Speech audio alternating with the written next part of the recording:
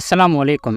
राक़मुल हुरूफ़ जे राय मुजिब इन इलाइक़े या परॻणे ते नालो ककराल या ककरालो संस्कृत लफ़्ज़ तां रखियलु आहे, जंहिं मां राय वारो मुल्क सम्झणु घुरिजे।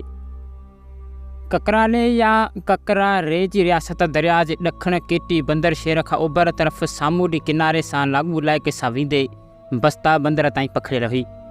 शाह बंदर जी माना आहे बादशाह जो घाट। सिंधू नदीअ जे हजामड़ी फाट ते हिकु मशहूरु बंदरगाह हो। शाह बंदर तालके में मौजूदु लाॾियूं वारी एराज़ी हिन रियासत जो मर्कज़ हुई ऐं जाती तालके जे उलहंदे वारो भाङो बि हिन रियासत में शामिलु हो।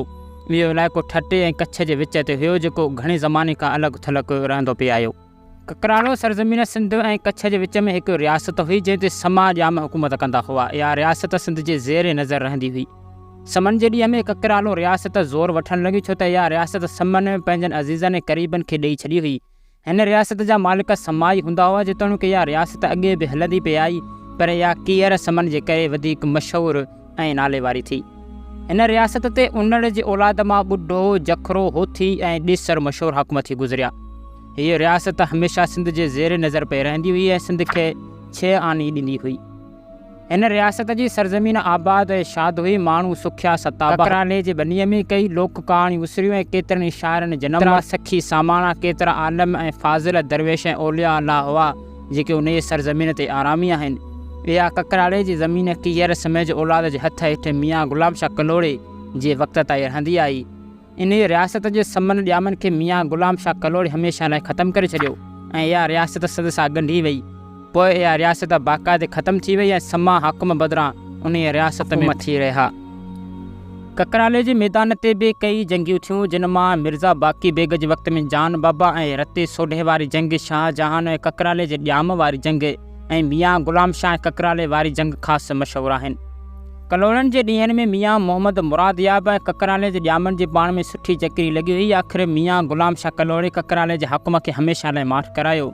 न फ़क़ति एतिरो, पर मौजूदा ऋण ऐं उन वक़्तु आबादीअ वारी टकरीअ मां गुलाम शाह लंघे कच्छ बि आयो हो ऐं मियाँ गुलाम शाह कच्छ जा 2 गज जेतिरा ॻोठ ऐं शहर पंहिंजे कब्ज़े में करे वरिता हुआ।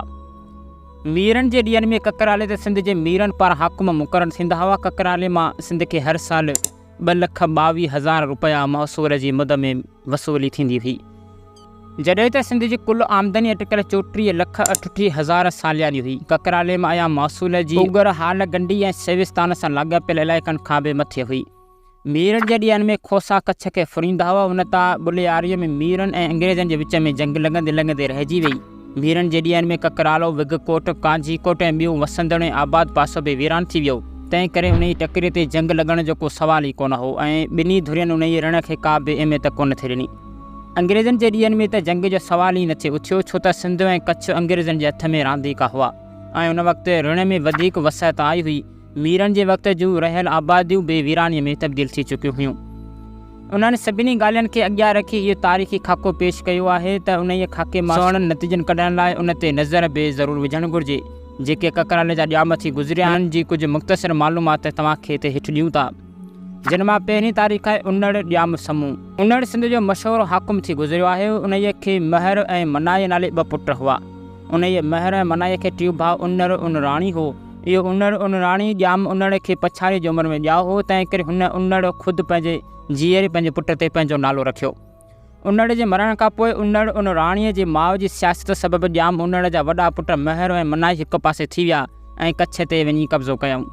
मनाईअ खे 2 पुट हुआ, हिकु ओढो ऐं ॿियो ॿुढो। मनाईअ ऐं महर जे वक़्त में हिननि ॿिन्ही भाउरनि उनड़ उनराणीअ खां सिंध जो ककराले वारो हिसो हथु कयो, जंहिं ते पोइ उहे कच्छ सां गॾु हाकुम थींदा आया। ॿी तारीख़ आहे उढो ऐं ॿुढो। उढो ऐं ॿुढो ॿई सगा भाइर हुआ। मनाईअ जा पुट हुआ, ककराले में रहंदा हुआ। ॿुढो वॾो हो ऐं उढो नंढो हो। ॿुढे जी ज़ाल लंगाई जे करे उढो ककरालो छॾे कच्छ ॾांहुं पंधु पियो। उते वञी होथल सां परिणियो। उन मां खेसि जखरो पुटु ॼाओ हो, जो पोइ ककराले जो हाकुम थी रहियो हो।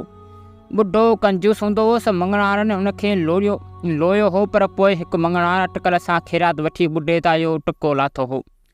उन खां पोइ 3 तारीख़ आहे ॼाम जखरो। ॿुढे खां पोइ ककराले ते ॼाम ओढे जे पुट जखरे राज कयो।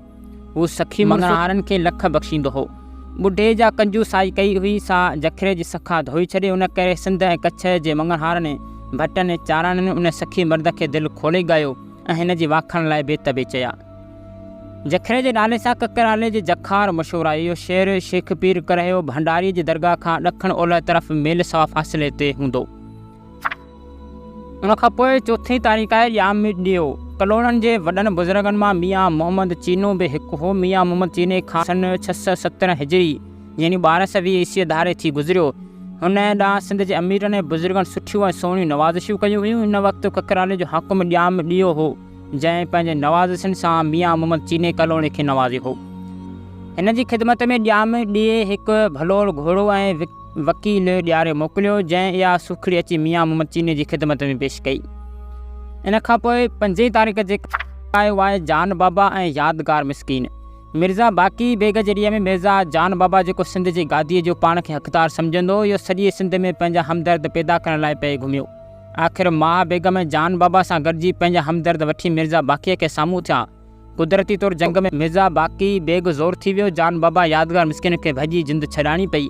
इहा ॻाल्हि सन 977 हिजरी यानी 1569 ईस्वीअ जी आहे।